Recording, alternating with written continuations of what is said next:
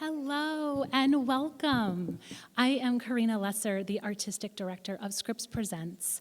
And I think you'll be able to believe it, but this is the first event we've had in Garrison Theater in over 2 years. So it's just so, yay! It's so amazing to have you all here, but I do want to give a nod to our audience from afar. We are live streaming this program as well. So thanks everyone for being here. Scripps Presents seeks to complement the dynamic humanities curriculum at the college by bringing the most thoughtful and timely writers, artists, and scholars into conversation with our community. We are committed to creating a forum for dialogue and reflection on the most critical issues of our times. It's also an opportunity for us to partner with organizations like PEN America, who champion the freedom to write. A special thank you to our California-based PEN staffers, Jen Dees and Geraldine and Noah, who are here with us tonight, and also Jared Jackson and Clarice Rosaz Sharif, who are in New York. I also want to give a special shout out to our in-house technical team. I mentioned the live stream, and so Cam and Jake and Kevin and Rob, thank you so much for making this happen. And now I would like to introduce you to our wonderful guests. Julissa Arce is the nationally recognized author, sought-after speaker, producer, and social change maker. She is the best-selling author of My Underground American Dream and Someone Like Me.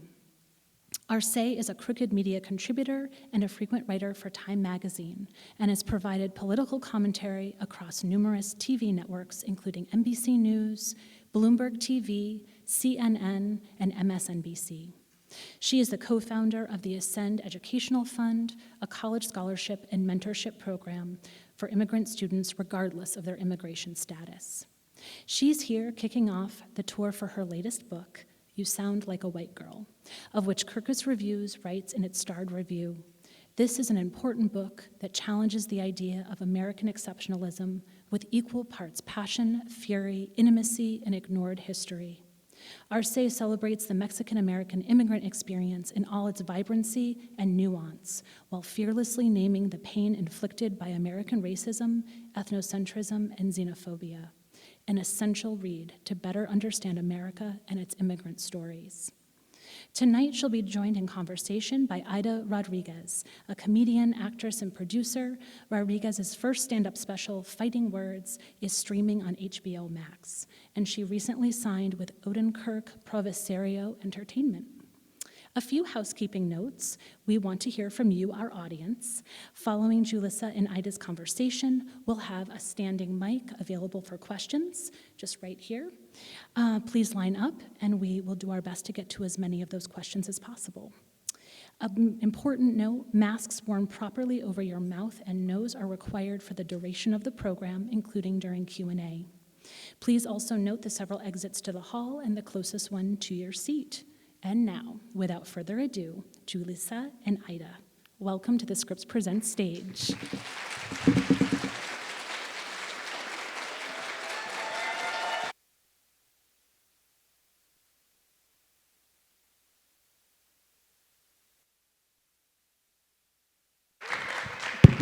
Thank you.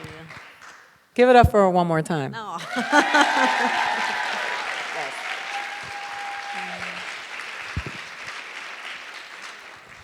So before we get started, you're going to read? Yeah, I'm going to do a little reading and just want to say thank you to everyone that is here. I always think that only 5 people are going to show up, and so I'm like always very nervous before I come out. So it's really great to see all of you here. So I'm going to read a little section from the book, and then Aida's going to have some fire questions.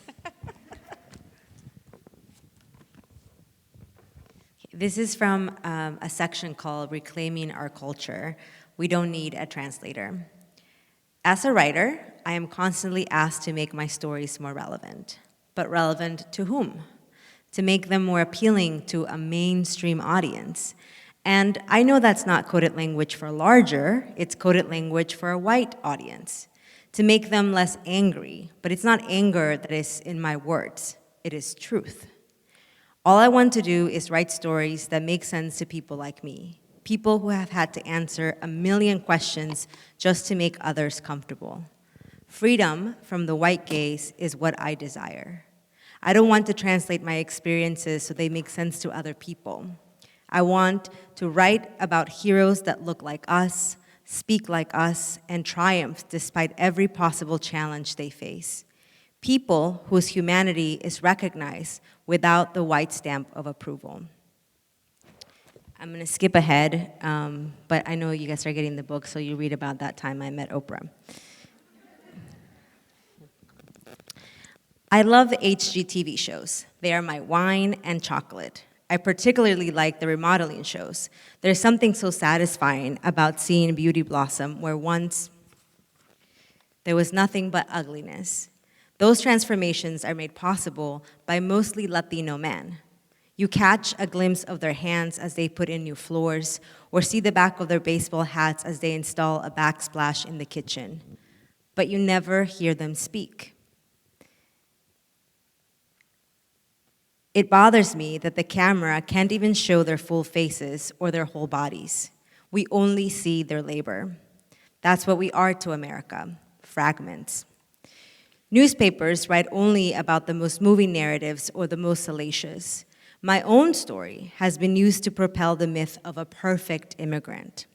I tell reporters and documentary directors the nuances of my life, how it wasn't all roses. I emphasize the thorns. But when I see their finished work, it's like the Rose Day Parade. I struggle with how my life is used as inspiration for us, but also as a form of pandering to white people. But my intentions with my own work, with my own words, is clear. My hope is that my stories will help students take up space in their classrooms, in their neighborhoods, and in this country. I want my community not to have to explain. I want us to simply be able to exist. We cannot make ourselves or allow others to make us small so we can fit in the minds and hearts of white people. America might never love us back, so we must love ourselves. Amen.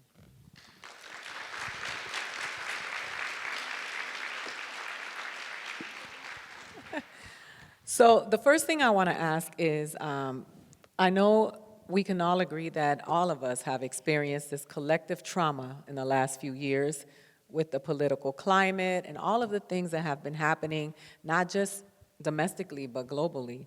Why this book? Why this story now? So, the title of the book, and this is how far it goes back for me, of why this book now. The title of the book, You Sound Like a White Girl, comes from this boy in high school that I had a crush on, told me I sounded like a white girl. And when he said that to me, he didn't mean it as a compliment, but I took it as one, because I had spent so long trying to enunciate my words so that I sounded like I was from here. And from here to me meant that you were a white person, right? Because it's only white people whose Americanness is never in question. For the rest of us, we always have to answer that proverbial question, where are you from? No, but I mean, where are you from, right? How many of us have heard that question? And so, since I was 14 years old, this idea of having to fit into a very narrow definition of American has been in my mind. And over time, I did assimilate in many ways, and now I'm making the case for why we should reject assimilation, but in many ways I did assimilate. And you look at what's happening today. I dedicated the book to the people of El Paso, Texas, because of what happened there on August 3rd, 2019, which is a day that I will never forget, when 23 mostly Mexican-American, mostly Latino people were shot and killed by a white supremacist. And it was so clear to me in that moment that it's never been about whether we're in this country legally, whether we've assimilated, whether we speak English, whether we have successful careers. All that matters in the eyes of some people will always be our skin color and what they perceive, how they perceive us to be foreigners and invaders in their country.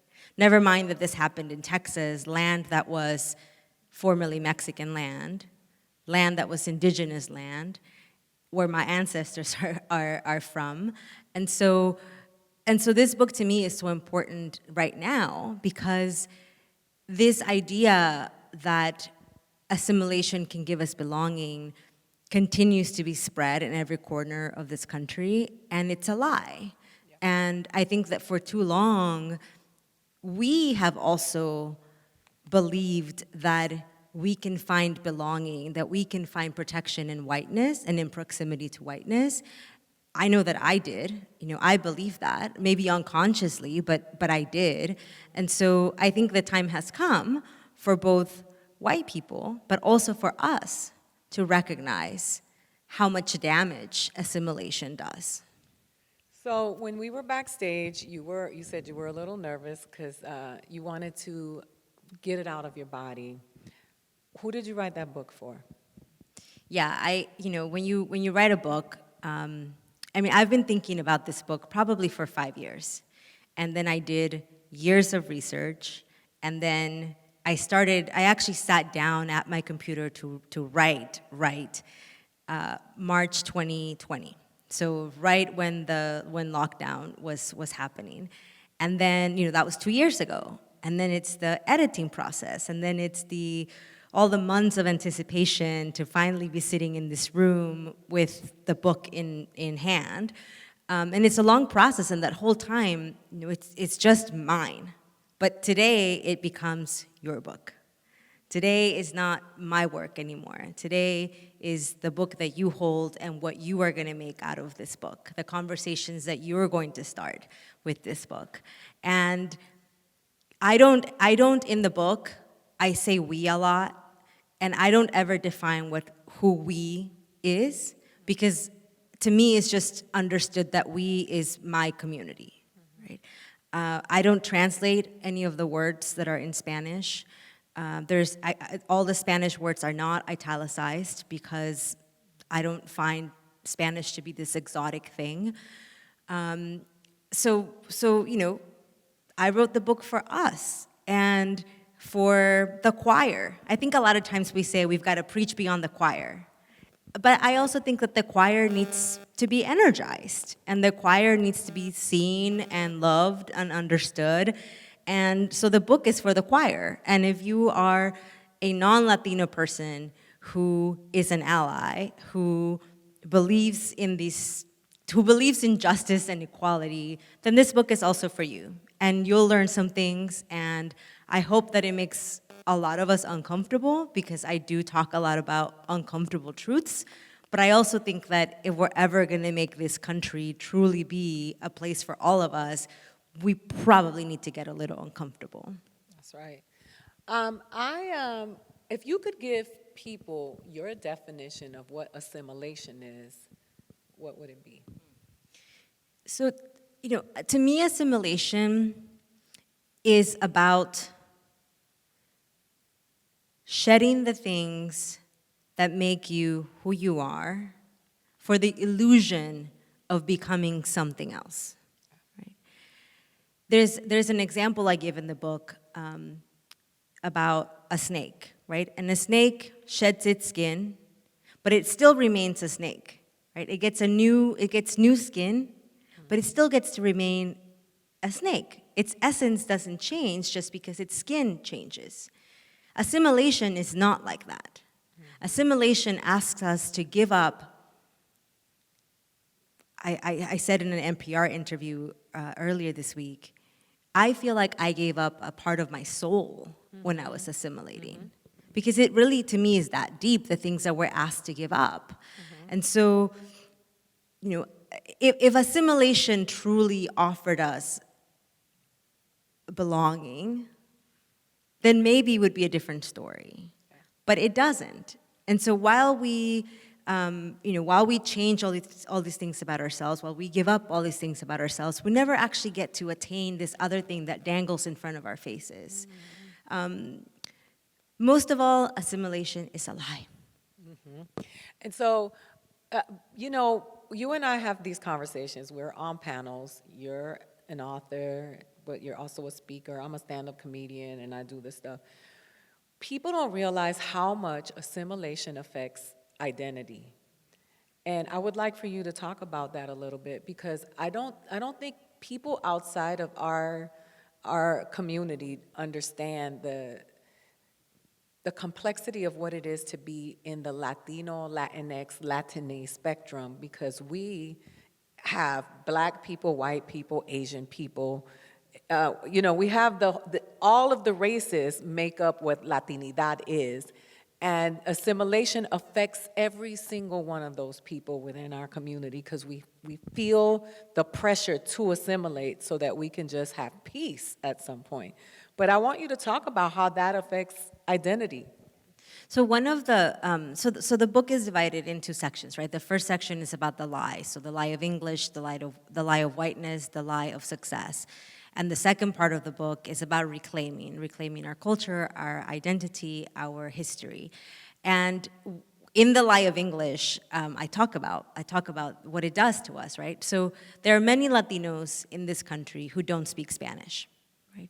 And then they're faulted for not speaking Spanish. So assimilation has taken this part of the Latino identity and stripped it from us, although I would also argue that whether or not you speak Spanish or not, that's not the thing that makes you Latino or doesn't make you Latino, right? But there's also a history behind why so many Latinos don't speak Spanish. So in the 20s and 30s and 60s, there were laws that prevented Latinos from speaking Spanish. Students would be physically punished for speaking Spanish in classrooms and in the hallways of classrooms. And so what did that do? That sent a message that speaking Spanish was dangerous, that English is what would offer you protection. And so there was a whole generation of parents who then did not teach their children Spanish because they were afraid of their children facing the same discrimination that they once did. Right? English was also used to segregate us in schools. It's a little known fact that in California and Texas, 80% of schools were segregated by Mexican schools and white schools. And English was the thing that was used to segregate students. They would say, well, it's not that we're segregating you, it's that you don't speak English and therefore we're going to put you in a different school. But court case after court case would find that many times it was a student's last name that would determine whether they would go to the white school or they would go to the Mexican school. And so, now you have, now not speaking Spanish is also used against us. So first is like, you have to speak English, and then when we do learn how to speak English, then Latinos also have to answer the question of why don't you speak Spanish? You saw it when Julian Castro was running for president in 2020, and in an NBC interview, they asked him, why might someone like you not speak Spanish? And I wanted to scream at that TV and at the reporter and say, you have zero context for this question that you're asking, because the reason we don't speak Spanish is because you took it from us. Yep.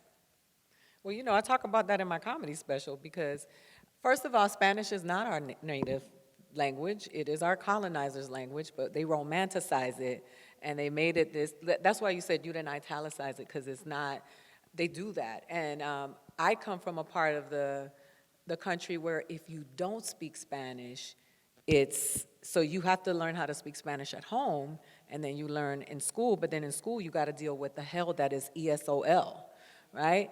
Does anybody hear me? It's just like, then they well, call you know it. what? So my mom, she never wanted to put me in English as a second language classes because in my school, well, first they didn't offer it, but my teachers, because I didn't speak English, they thought of me as less smart. Right? I've always really liked school. Like, I really like taking tests because there's a payoff. Hear me out. Hear me out. There's a payoff. You study, you take the test, and you get a grade. And once you're out of college, you never get grades for anything anymore. It's just like I always have to wonder, did I do a good job? I don't know. So DM me a grade when we're done so that I know how I did. But my teachers, they made me feel like I was dumb because I didn't speak English. And I wasn't dumb. I just didn't have the language skills yet. And now I speak 2 languages. No, and that's so funny because the people who condemn you are the ones who can't even grasp one. So it's so funny to me. And you know, I just want to remind the BIPOC children here that we are a dream realized for our ancestors to be able to speak English and then get penalized for not knowing it well when a lot of our ancestors didn't even understand English or didn't read. My grandmother didn't know how to read, so we are a dream realized, and I want to remind you of that. In your book, because the book is not just about you talking about your journey, but you lay down you spit bars in this book, right?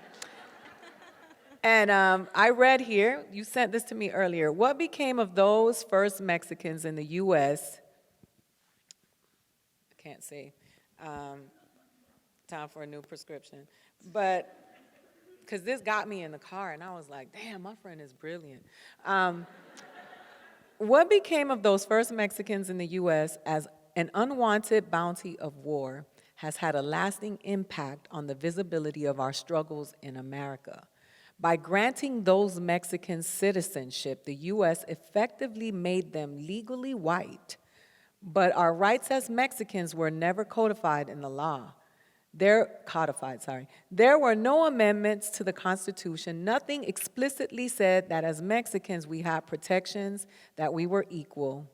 American citizenship for those Mexicans was a Trojan horse, a loophole of whiteness, leaving it to the courts to decide when our legal whiteness gave us rights or when it was used as an excuse to take them away.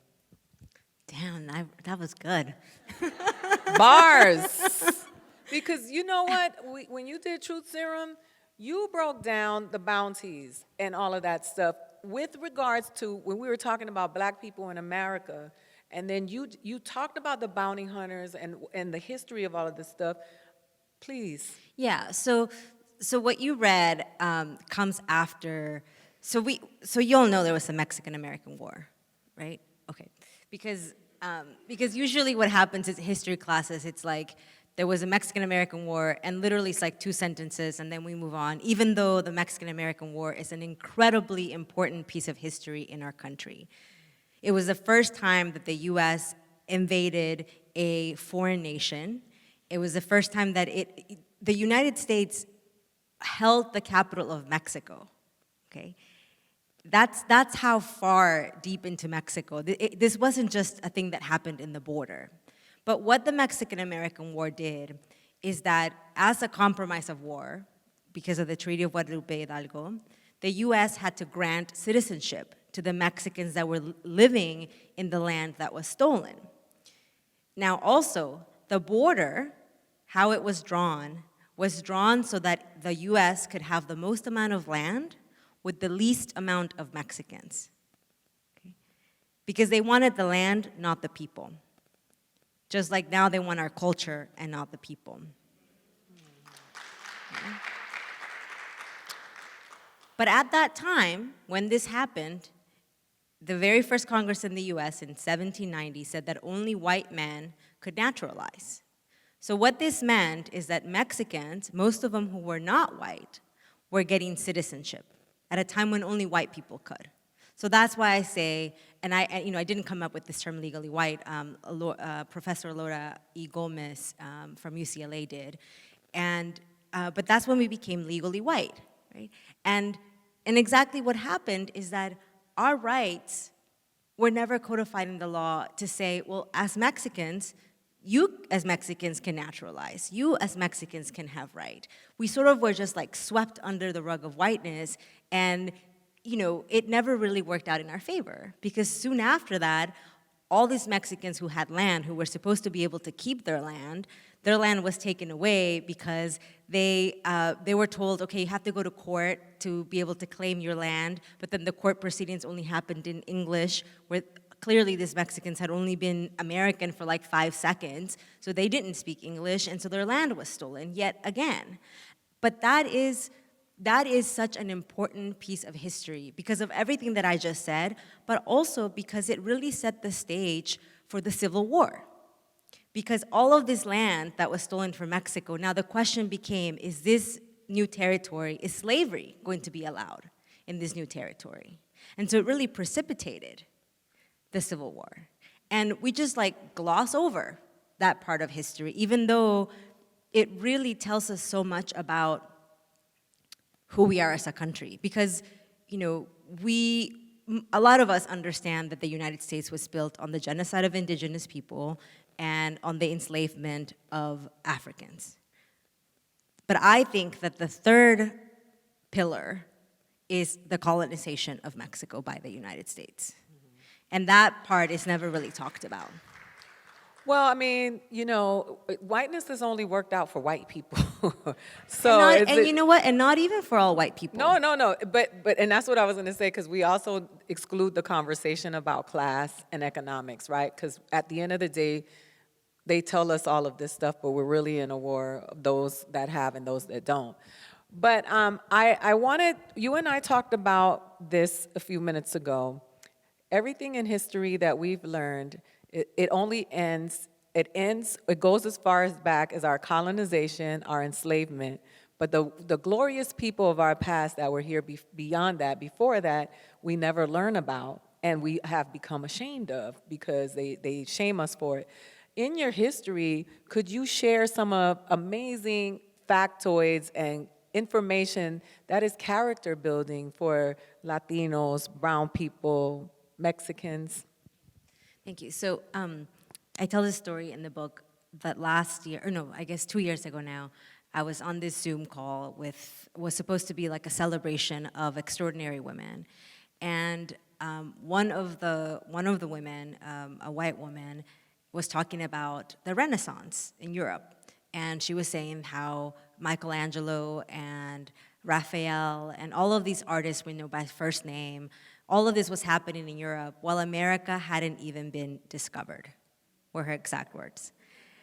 And, and I sat in my chair and I was thinking, should I say something? You know, I should say something. But I also didn't want to be that person who made things awkward and uncomfortable. And so I sat in my chair for a little bit, and then I just was like getting more and more angry sitting in my chair, thinking like, how dare she say this? You know, how ignorant of her to think this. And by the way, this is like common language, right? When America was discovered, I mean, this is why there's still Columbus statues in places that all should be torn down. But so I finally did say something to her. Right? And I said, not directly to her, but I just said, you know, there's a really big misconception because indigenous people were not just waiting around, waiting to be saved and discovered. And also, there is this idea that civilization started in Europe with white people. But we had incredibly civilized societies. We had built pyramids that to this day, some people believe the aliens built because they're that magnificent. Okay? We had invented chocolate. The Swiss did not, I mean, I love Swiss chocolate, but they did not invent it, okay? We had commerce. We had irrigation. Like, we were a civilized society, and it makes me sad to think, how would those societies have developed without the influence of white supremacy? Because I had a friend ask me, we're not really that good of friends anymore, but I had a friend tell me, or ask me, well, where would you be if we hadn't colonized you? Oh. Okay. He's French, and I'm like, do you know about Cinco de Mayo, where we kicked your ass? First of all. And second of all, it's just, you know, I feel like even in the most well-meaning people, there's still these subconscious ideas and beliefs that we hold as truth. And I'm really glad that I spoke up, even though at the end, afterwards, I was shaking. because it's hard to speak up, because we've been conditioned to not speak up. But I feel like every time we do, every time we speak up, every time we set the record straight, our ancestors do a little dance in heaven. Absolutely. Absolutely. Isn't it something that discomfort to feel that speaking up, you feel like you're the bad guy and the injustice is being rained on you and you're like, oh, should I say something? You goddamn right you should. So let me ask you this. There's a lot of Mexico in this book because there's a lot of Mexico in you. How does this book serve other Latinos who are not from Mexico? That's a good question. So the reason there's a lot of Mexican-American history is it's because Mexicans have the closest proximity to the United States and also were the first sort of wave of immigrants to the United States. There are also, it doesn't go very deep, but I do mention several times of Puerto Rican history, because Puerto Ricans have also had a very long history, having been colonized by the United States and continue to be a colony of the United States to this day. But so here's the thing, right? Even though this book is, to your point, from my Mexican perspective, I am also Latina, right? And I think that even for people who are not Mexican, we've all experienced similar things. Like the question, where you're from, like the English, the speaking English or not speaking English. Colorism is something that runs in our communities, which is something that I talk about in the book. So all of these things that I, as a Mexican-American Latina, have experienced are also things that other Latino communities have experienced, because we've all been colonized by the same people, and because, and we were talking about this in the green room, and because even though our countries have won their independence from our colonizers, many of us have yet to free our minds from colonization. That's right. And that's not just a thing about Mexicans, that's a thing that runs true in much of Latin America. So yeah, I think that even if you're not Mexican, there's gonna be a lot of things that impact you. And by the way, they also, like all of this history that I talk about and all of these Supreme Court cases that I talk about, and I promise you this is not like an academic book, but I do mention these things, right? And by the way, I'm really grateful for all the academic books that do exist, because I read them so that I could give you the things that I give you in this book. Let me just say that. I forgot what I was saying. You were talking, because one thing that we do neglect is intersectionality. Yeah. So what I was saying about the Supreme Court cases is that even though they were, so for example, the Westminster Mendez was a case that preceded Brown versus Board of Education. The little girl who was at the center of this case, she was Mexican and Puerto Rican. Right? And all of these rulings that came out of Supreme Court cases affected not just Mexicans, but all Latino people. So yeah, no, I think that it's important for us to honor that. Like, when I met you and talked to you about your undocumented story, my father was undocumented. I'm Puerto Rican and Dominican, but the face of immigration is always a Central American face. It's never Asian, it's never Eastern European. Every time we talk about, and when they're talking about immigrants, who they're talking about. And it's always framed as brown people that come specifically from this area.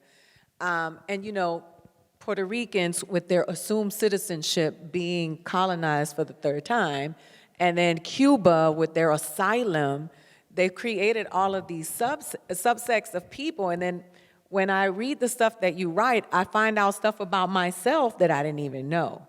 So I first of all, I want to say thank you for putting Puerto Ricans in the book, because Puerto Ricans are a cult.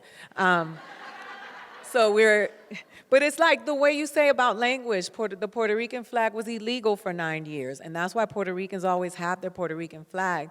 What are the fun things in this book?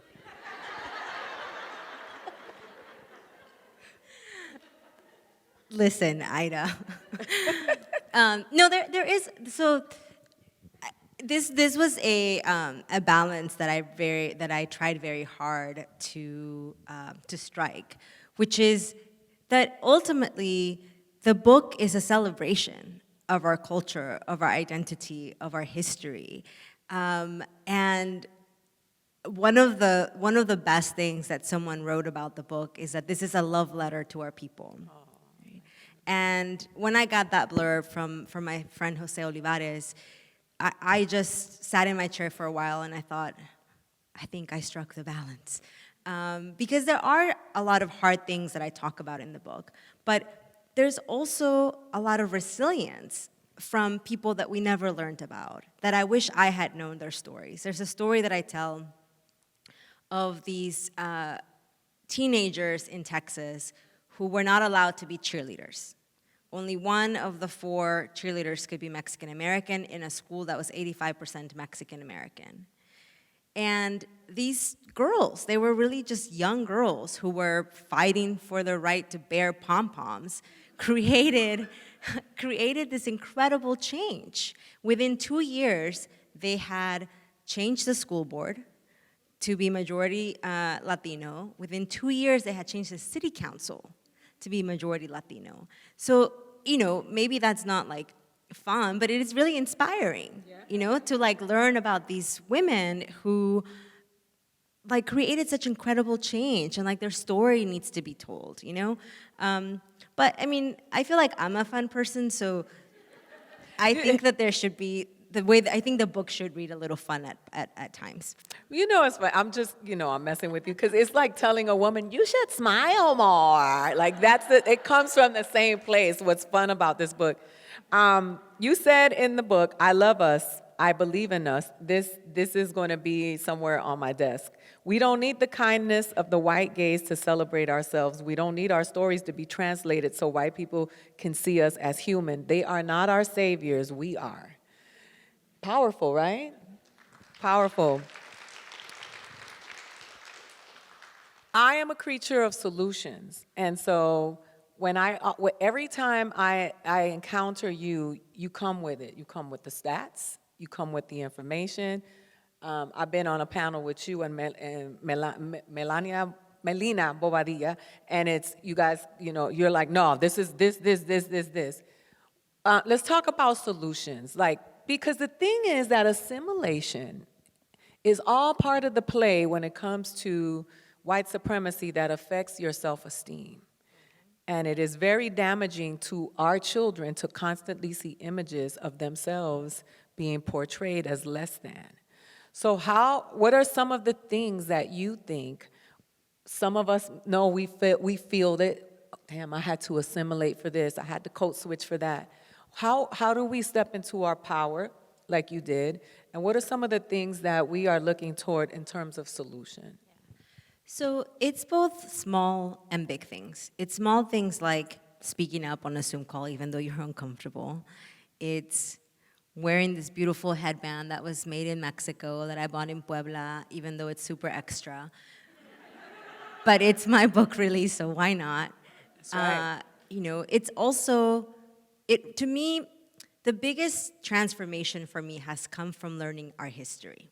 That really has been key because it has shown me that the roots that connect me to Mexico are the same roots that connect me to this land.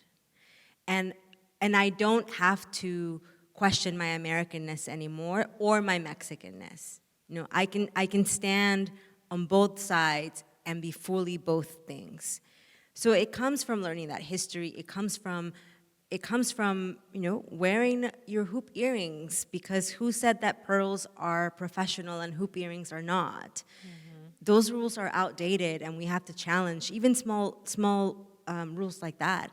It also comes from harnessing our political power. Mm-hmm. There is so much political power in our community if we showed up, but also if we had the resources to energize our community, right? If people weren't just coming to knock on our doors every 2 years when there's an election, but if they actually continually were listening to us, were concerned with the issues that our communities are dealing with.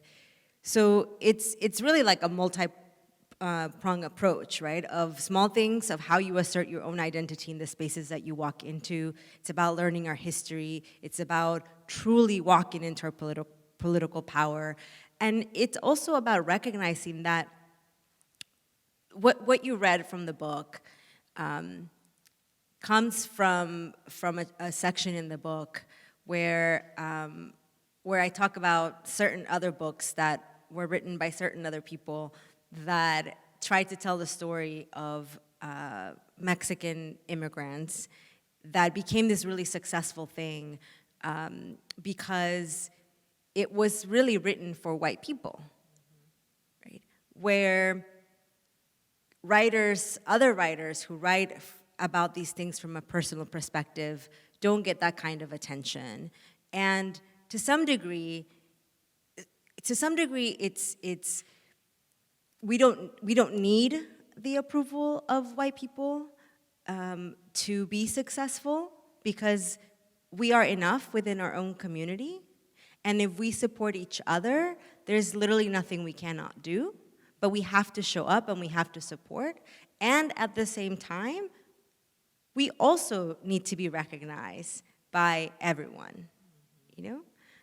So I found my answer for the earlier question is like, how can that book be of service to everybody else who's not Mexican? Because Black American people, Puerto Ricans, Dominicans, people from Jamaica can all relate to, you gotta stand up for yourself and speak up. You gotta know your history. You know, like those things are so important and so impactful in how we see ourselves and how we see each other and how other people see us.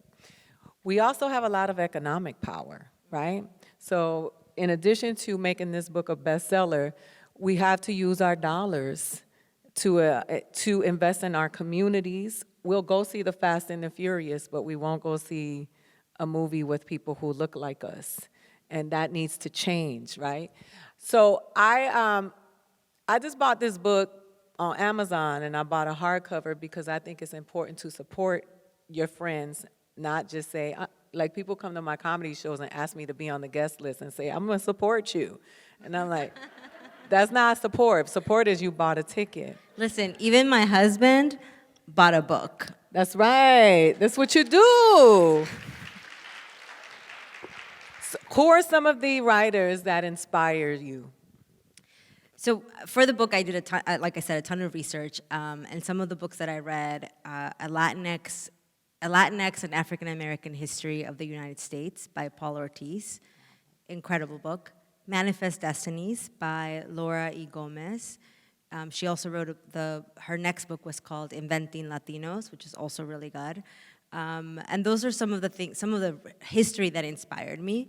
My friend Reina Grande has a new book out called The Ballad of Love and Glory, which is a historical fiction novel set during the Mexican-American War. And I mean, talk about a fun book where you also get to learn a ton of history, because it's a love story, it's a war story, there's a bunch of like really sexy writing and sexy scenes, but also you're getting a bunch of history. So highly recommend that book. And she's just a beautiful writer. I will always read anything by Reina Grande. She's amazing. There's just like so many, and now I don't want to leave anybody out because I don't want them to think that I don't love them the same way, because I do. But I'll stop there with those 3 books. So I want to ask you if you could go back and talk to young Julissa that was assimilating and thinking that being white was right, what would you say to her? Oh, I have to find the section in the book. Hang on.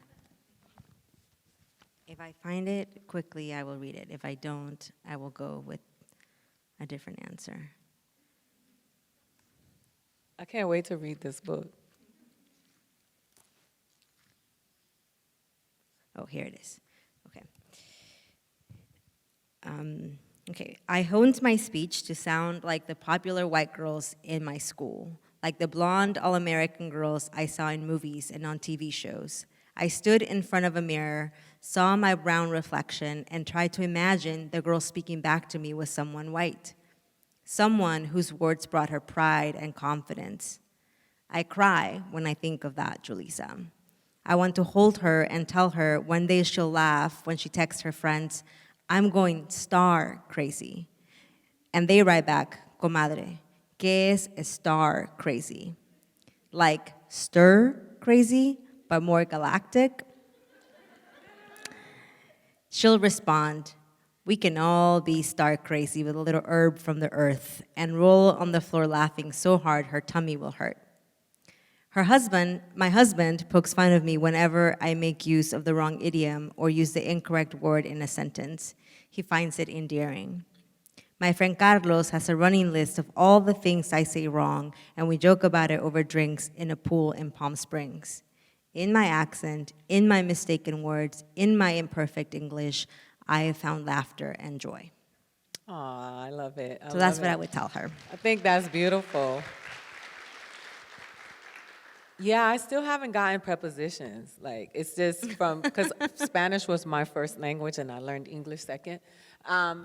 So I know that we're gonna be wrapping up soon, but I wanna celebrate you because this is bold and revolutionary when you decide to put the mirror to yourself and then tell it. Because it's easy to tell everybody else what they're doing wrong, but it's powerful to say, I remember when I was trying to be white, because a lot of us can remember trying to be white, and people would look at me like, girl, please, like, you can't even try it. Like, if you don't get your brown ass up out of here. I think that, you know, when you said what you would say to yourself or how you felt and you would hold,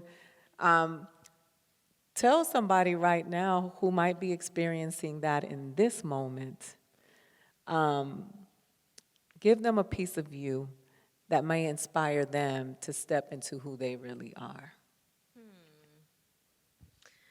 I feel like I have said all the things I wanted to say in the book. I really feel so, like, I feel like this, I put so much into this book that I feel like very like depleted after it, and I'm just trying to like catch my breath again. But here's the thing. Eventually, all of us sort of realize that who we are is more than enough. You know? Eventually, you will look at yourself in the mirror and be like, damn, I am beautiful, I am powerful, I am everything that, you know, there's that sort of, I've seen this on t-shirts and things that says, I'm everything my parents crossed for. You know? And I so feel that in my body that, you know, my dad passed away, and I like to think that he's like so proud of me and so proud of the person that I've become.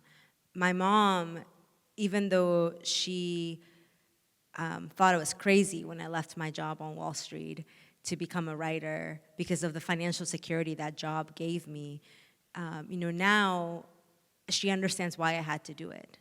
Because at some point, your soul will want to shine through, and you can't like contain that, you know? I think that's the thing. Like, you cannot contain the beauty that exists in our brownness.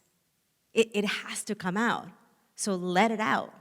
Let that beauty out and walk into every room like you deserve to be there, because you do. Well, damn, you sound like a Mexican-American girl. I want to say, go ahead. No, I just said good. Yeah, no, I want to say thank you because I think it's important. I know that this has taken a lot out of you because you've done self-exploration, research.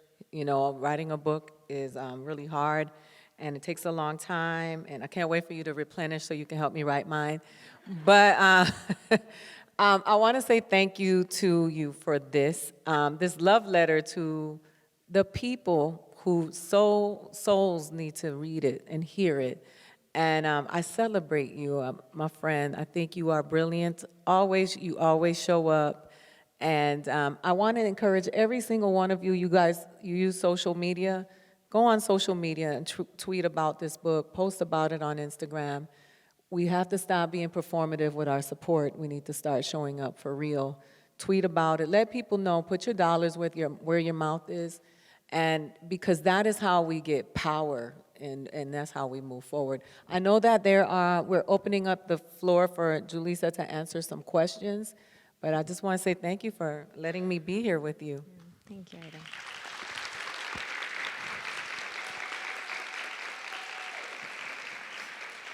And just while you guys are coming up to the mic to ask questions, and I know you guys have a lot of questions, I just want to say thank you to Scripps College and to Pen America for hosting us. It really means so much to be here and for this to be my first event launching my book. So thank you so much to Pen America and Scripps College for having us here tonight.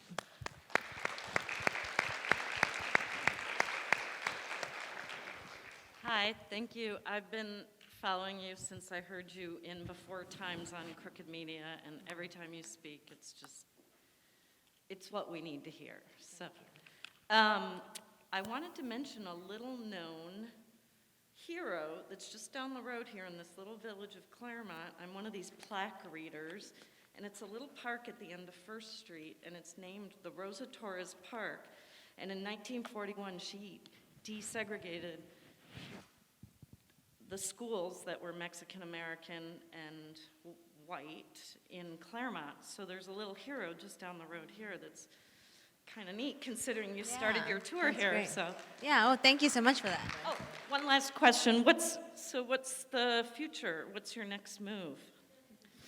I will get back to you on that when I figure. No, besides my book, I'm working on a few TV and film projects, some of which I'm producing, some of which I'm involved in the writing. So I'm really just excited to tell more stories in different mediums. But there will be another book. I just need a minute after this one. Thank you. Hi, thank you for being here. Your whole talk got me emotional, so sorry for breaking down to tears. But I've been following you since your first book, and I've loved seeing you grow into the community that you've been building. So thank you for inspiring people to create those spaces. But my question is, also, I love your outfit. Lovely. By holding up our space and trying to reject assimilation, how do we balance the line of not being a white person hater? Of not being what? A white people hater. Like being angry at white people all the time. Sorry. It's just always we have to stand up for ourselves and speak up, and I'm always do I not like white people? Mm-hmm. No, that is a really great question. Thank you for asking it. So to me, there's a really big difference between white people and whiteness, right? Because whiteness is something that even people of color can embody. White supremacy is something that people of color can embody and propel, right? So there is a difference between white people. Now I'm going to sound like a racist white person. I have white friends. I have so many white friends who I love dearly. So to me, my book is not like an hating white people book. It's about, but it is about trying to dismantle white supremacy and trying to dismantle whiteness. And it is also about white people confronting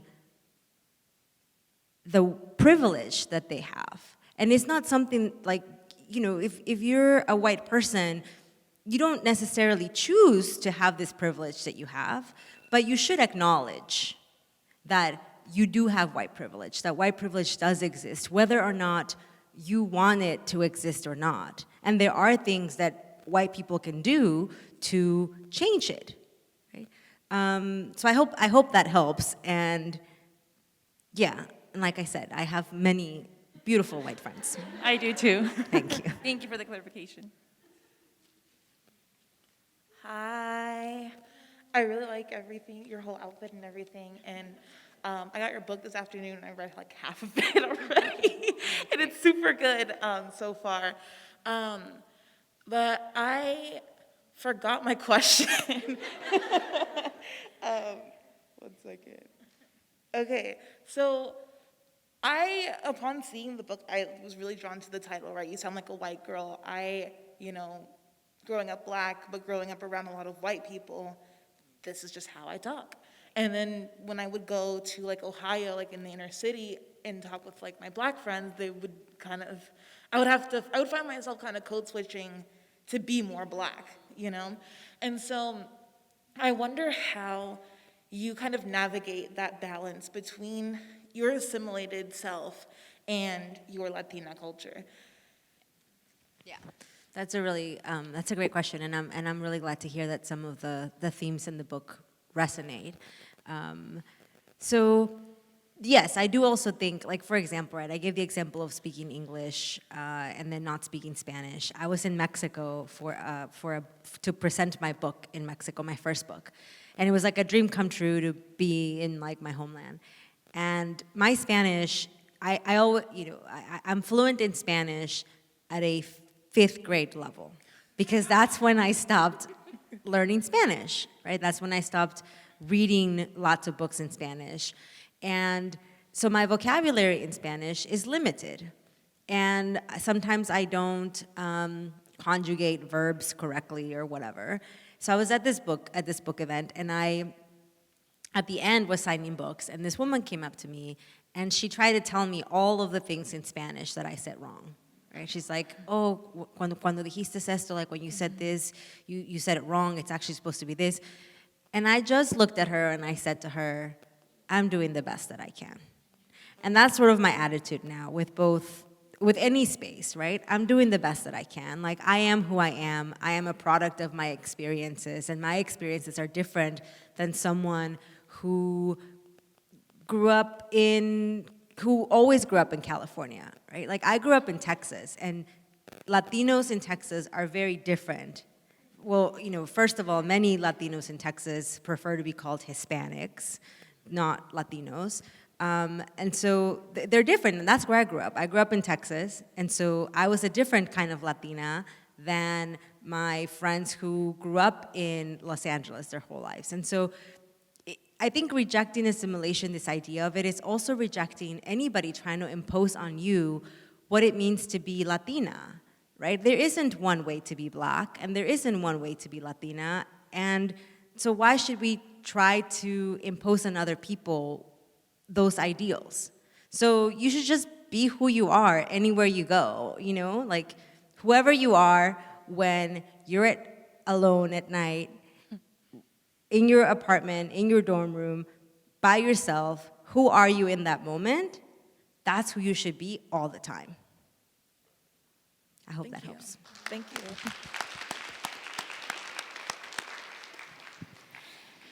Bienvenida. So I'm happy to say that me and my group of friends, we started a book club. And right over there. And we found out about your book through one of my friend's husband. He's like an honorary, not a woman, but he's all about women power. And he's super sad he couldn't be here. But his wife is here, Fatima, and she's the one that told us about this event, so we're super grateful. But I wanted to ask you, you started your writing with the perspective. Did anything surprise you at the end? Did your perspective shift a little? What surprised you about anything new that you got from your own experiences in writing this? How did you end? Like with the new perspective, did it just get stronger, or anything that surprised you about yourself? Yeah, thank you for that question. Yes, there was a lot of things that surprised me as I was writing.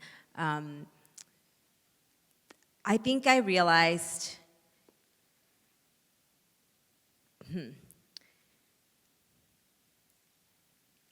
there was so many things, but let me think of one specific one. Well, one, I was really surprised by all of this, and I'm going back to the Supreme Court cases, because all the big Supreme Court cases that you hear about, like the really famous ones, they're never like about Latinos or Mexican Americans, right, in this case. But there's so many of them, and it's funny depending on like, so like this big case,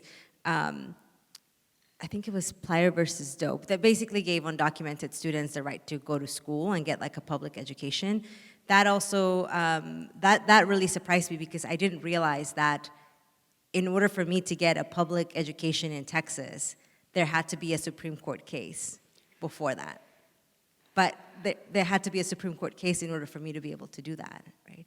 So it was more about, the things that surprised me were, so one of the things that I was trying to do in the book is tell history, but the thing that really surprised me is how much that history is still affecting us today.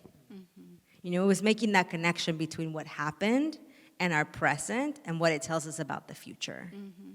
And that making that connection, the more that I read about these cases, really ultimately provided sort of a through line for the entire book, because our history just doesn't tell us of the past. It also tells us of the present. So that was something that really surprised me. Thank you. Thank you. Buenas tardes, muchachas. And quiero decirles en español primeramente que muchísimas gracias por el poder latino, de mujer latina, y la voz. And I want to mention also, and that sounded more Spanish to me, so I needed to say it in Spanish, ¿verdad? Also, another thing, quiero decir que si el color rosa era intencional, porque en español antiguamente se decía color Ofelia o color mexicano for the rosa. So it's the Mexican color that we see in all the artesanía. I think that's called crafts, artisan work. We see that pink color is color mexicano. And so it is so significant when I see it. Now, I'm from Mexico. I was raised in this country. And the thing that really resonated with me was that a lot of people say, oh, you sound so white. And I struggled to get rid of my accent. And language became a very strong sense of identity, both in this country and in Mexico. Si no hablas un idioma académico, en Mexico es una perdición de uno. So I purposefully became a Spanish teacher. I teach literature. And my students speak sometimes better Spanish than I do, but I speak literature, okay? Para que entiendan. Para que entiendan. And I got a great compliment. I had a student for 3 years, and he goes, Miss, su español está mejorando todos los días. Míralo. And I said, Damián, te quiero decir también que tú, mi hijo, estás entendiendo la literatura mejor todos los días. So that was a wonderful exchange. And see, that is so significant for our communities, that we are diverse, not only in our culturalization, our refusal to assimilation and to be rehumanized, but also in our language identity, that we are often embarrassed to speak English because we have an accent, or speak Spanish because we're not the academic speaker. So along with the voice, I wanted to ask you this, Julissa. You found your voice to speak out and to say truth, and sometimes it's very dangerous and scary. I want to know how that was in your cabecita, so I can tell my young students, mira, no tengan miedo. What would you say? Yeah, thank you for that. Thank you for all of that. So first, yes, this pink is Rosa Mexicano. Woo! And that's why the color is this pink. And actually, there were some questions from my publisher and my agent that thought if it was pink and it's girl, would it be like pink too girly? And I was like, but that's not why it's pink. It's pink because it's Rosa Mexicano. And there was a book that got to me earlier that was slightly off, and I was very concerned, and I think people didn't understand why I was like so crazy about it, but I was like, it's because that color is meaningful to me, and it has to be that exact color for it to be meaningful. Otherwise, it's just pink. Yes. Right? This is Absolutely. Rosa Mexicano. You're one of the few people, I go everywhere and say, color rosa, porque yo me llamo Ofelia. So they need to know, color Ofelia, when they try to Americanize me and say, oh, we got to change your name. I said, no, no, tú no me bautizaste. That's right. Mi nombre es Ofelia. Yeah. Or we're going to call you, oh, no, Ofelia. Yeah. Olivia, no. And so it is significant. It is a powerful, it is a revolutionary fight color. Yeah. So now Mexicano. I'm gonna answer your second question, Okay. which was about so this thing about language, right? First of all, I think that there is so much classism that exists in Mexico, where it's like if you don't speak Spanish in this sort of very academic, what they say like high class, it's like then you don't speak Spanish, and we just need to like completely erase that. Ida mentioned something about Spanish being like the language of our colonizers, which is true. And I also think that we've made Spanish our own, right? And the way that Dominicans speak Spanish is different than the way Mexicans speak Spanish, is different than the way that Colombians speak Spanish. And so each of us has made Spanish our own. And I also think that we need to look at Spanglish as its own language that should be celebrated, because that is also a language that we created. And, not everybody is fluent in Spanglish. That's right. So we need to sort of celebrate that creation of language, because new words are invented every day. So why can't Spanglish words be part of that invention of language? And then your last question, which was about what to tell these students, there are risks that you take when you speak up. And I think part of the reason that I've had so much anxiety about the book coming out is because there are things in the book that I do think will make people uncomfortable. And one of the things that I say that we didn't get to talk about was that I think Latino should be considered a race for purposes of the census. And I think that not everybody will agree with that, but I hope that when you read the book, even if you don't agree with it, you'll at least see my point of view and why I believe that. So it is scary to speak up, but and sometimes a risk. I didn't start speaking out about having been undocumented until I wasn't undocumented, because there were real risks of deportation, and I wasn't ready for that. So while I encourage people to speak up, I don't push them to speak up, because each of us has to be ready. And each of us has to know what risk we're taking and whether or not we can take those risks or not. But I do think that sometimes the risk is more of not speaking up. Yes. Well, Thank you so much. That's excellent. Thank you. Muchísimas gracias, muchachas. Thank you so much. Hi. There you go. Are you happy about how you wrote your book? Are you happy about how you wrote your book? I'm sorry. I have hearing loss, like really have hearing loss, so I can't. Are you happy about how you wrote your book? Am I happy about how I wrote my book? Yes, thank you. I'm very happy. It was really hard to write the book. It was really scary at times, but now sitting here, seeing you ask a question, that makes me so happy. Thank you. And that's what I want to thank you for. Yeah. Thank you. Thank you so much. That's the perfect closer. That is the perfect closer. And you know what, too, what you said, because I can't help myself. But I do understand. I mean, I learn every time. I don't want to be around people that I can't get something from, and I don't mean it materially. I mean just spiritually or whatever. I always learn when I'm around her, and it enhances who I am as a person and also as a stand-up comedian. But as you say that, we have made Spanish our own, and even the descendants of slaves in America who speak English, the way that they speak English, and the Latinos who speak Spanish and the way that we speak Spanish, one of the blessings that has come from that is that we've been able to pass along our own history because it's not in the books, right? Through folklore and my abuelita dándome los tilos, telling me, you got to drink this grass so that you could get rid of that and this and that. And I'm thankful for that because it's not in the history books. It's not. Yeah, thank you. Can I do one quick thing? take a selfie with y'all. Can I do that? Can we take one?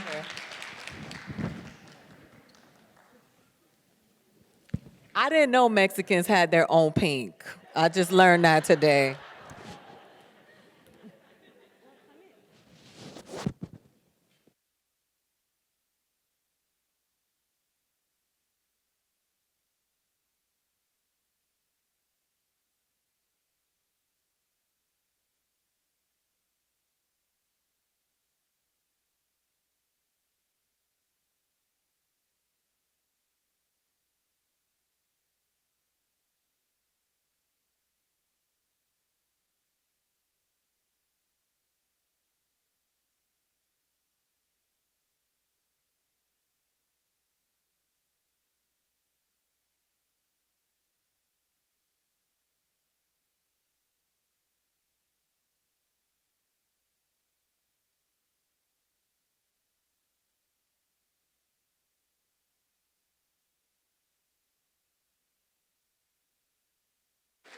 Thank you so much, Julissa and Aida. Amazing conversation. Julissa will be signing in the lobby, so head out that way and we'll meet you there. Thanks everyone for being here. Good night.